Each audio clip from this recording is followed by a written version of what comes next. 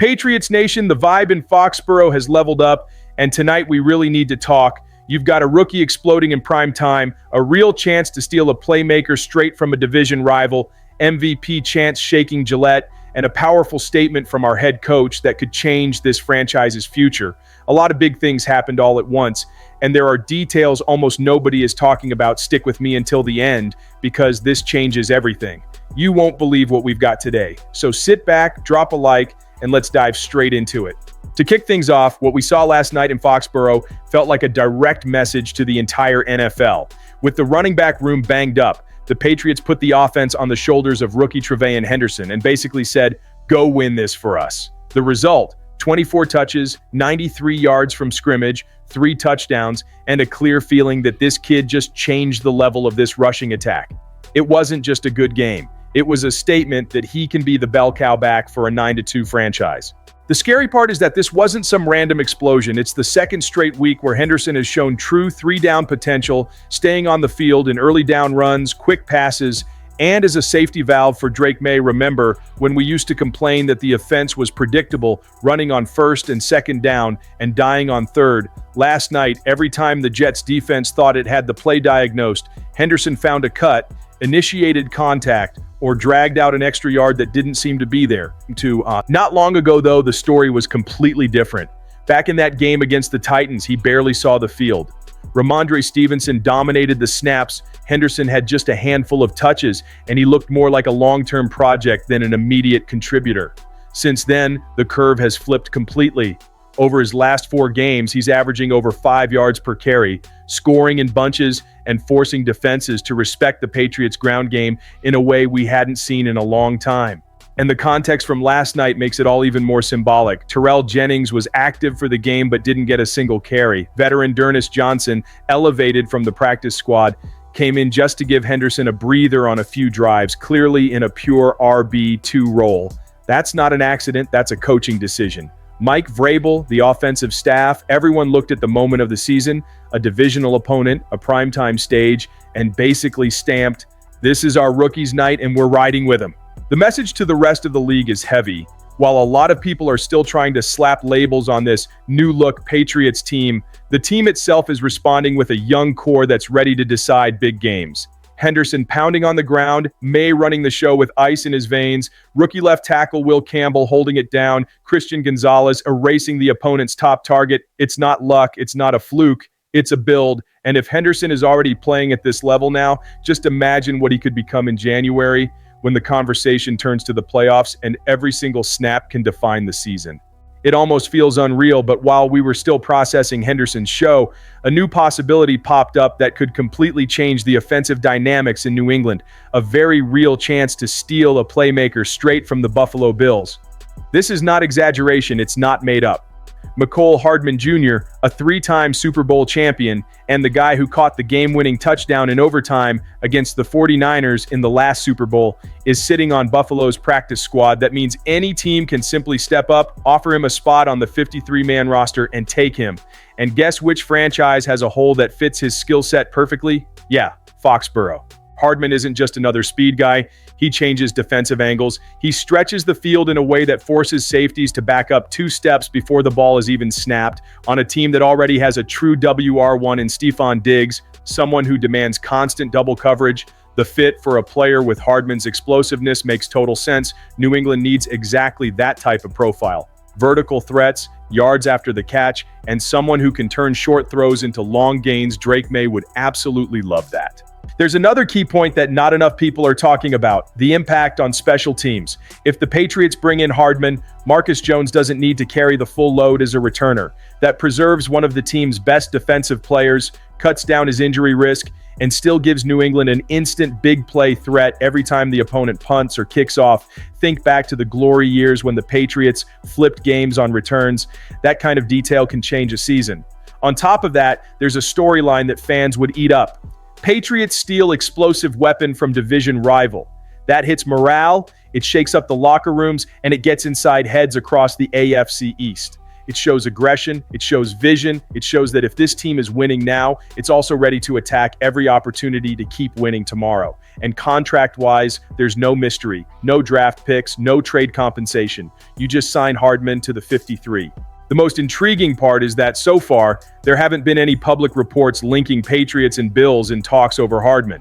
But everything about the situation screams obvious. A 27-year-old wide receiver, multiple-time champion, fast, versatile, a perfect schematic fit for Maye's offense, available on a rival's practice squad. If there was ever a moment to be aggressive, this is it. While some teams sit back and wait for the market to settle, New England has a chance to make a proactive move and turn a clear offensive need into a real competitive advantage inside the division. When Gillette Stadium started shaking with that MVP, MVP, MVP chant, it wasn't just a fan base getting carried away. It was confirmation that something big is happening in Foxborough. Drake Maye, in his second year, is playing like a quarterback who can carry an entire franchise on his back. And he's doing it with a calm that seems unreal for a 23-year-old. The game against the Jets was the perfect showcase. Primetime, high-pressure atmosphere, an aggressive defense on the other side, and he just went out there and ran the offense with precision, control, and personality. He went 25 of 34 for 281 yards and a touchdown, and those numbers could have been even better without a few drops. What really stood out, though, was how he operated the offense. Nothing looked rushed, nothing looked forced. He moved the chains with the natural feel of someone who already knows how to manipulate safeties, read coverages before the snap, and adjust protections at the line with his center. That's veteran stuff. That's franchise quarterback stuff, the kind a city embraces as its future. The connection with the fan base was obvious in the post-game. When he was asked about the MVP chants, he joked that maybe they were for Henderson, who had just scored 3 touchdowns, but then he got real.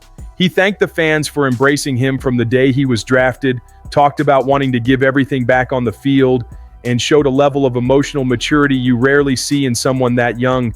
You can feel in the way he talks that he understands what it means to play in New England.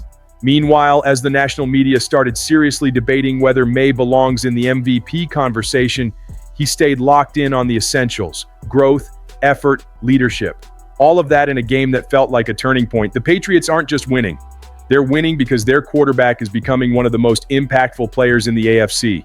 And let's be honest, this goes beyond stats. It's presence, it's poise, it's that feeling that when he steps on the field, everybody else plays a little freer. The offensive line believes, the receivers run their routes with more urgency, the offensive coordinator opens up the playbook. His decisions raise this team's ceiling that helps explain why the crowd erupted once again when he kneeled to close out the game. It wasn't just the end of 4 quarters, it was a moment of realization. The Patriots really have found their new leader. And while the story of the night already felt massive because of Maye and Henderson, there was one detail that almost slipped under the radar. And it might be the most important piece of all: Mike Vrabel's post-game comments. Right there on the national broadcast, he laid it out. He chose New England because of Drake Maye. That's not a throwaway line. That completely changes how we look at what's being built in Foxborough. When a head coach of Vrabel's caliber says he came because he knew what Maye would become, he's saying loud and clear that the Patriots finally have a real foundation in place. Think back to the talk last offseason. A lot of people assumed Vrabel would pick a ready-made team with a loaded roster and an established veteran quarterback. He had every chance to take what looked like an easier path, but he didn't. He bet on Foxborough. He bet on youth. He bet on a rebuild. And more than anything, he bet on Maye. It became even clearer when he said that building a program is about surrounding your best players with great people. That's not just praise, that's a blueprint. Sitting right next to him on the post-game set, Maye clearly felt the weight of those words. He spoke with a level of honesty that only reinforced their chemistry. He said his coach is changing his career and his life, that Vrabel pushes him, teaches him, motivates him, and corrects things after every drive. They function like a true pairing. One pushes, the other responds. One demands, the other absorbs. That kind of relationship is rare. When it happens, it usually defines an era. The impact of that dynamic is massive because it explains the crazy evolution we're seeing from this offense. It's no coincidence that the playbook looks more aggressive, that the team plays with a stronger identity, that every drive feels like it has a clear purpose. Vrabel is shaping the environment. He's putting Maye in exactly the kind of atmosphere great quarterbacks need: high expectations, technical demands, emotional support, and a system that grows alongside the player. And of course, there's the psychological effect across the league. When a head coach with that kind of reputation says publicly that he believed in his quarterback before the breakout, that echoes in locker rooms, front offices, and broadcast booths. It shows that New England isn't just back to being competitive, it's being built with conviction. That's the part that really scares the rest of the AFC. Because when a team finds talent, leadership, and direction all at the same time, that's how dynasties start. Patriots Nation, after a game like this, it's impossible to ignore what's happening in Foxborough. Henderson's explosion, the possibility of adding a blazing weapon from Buffalo, the MVP chance for Maye, and Vrabel's powerful statement all create a different feeling that this team isn't just winning, it's growing together, building an identity, and annoying the rest of the league in the best possible way. And honestly, we deserve to feel this again. Now I want to hear from you. How far can this Patriots team go? Drop a like, hit that subscribe button, and light up the comments because this debate is going to be wild.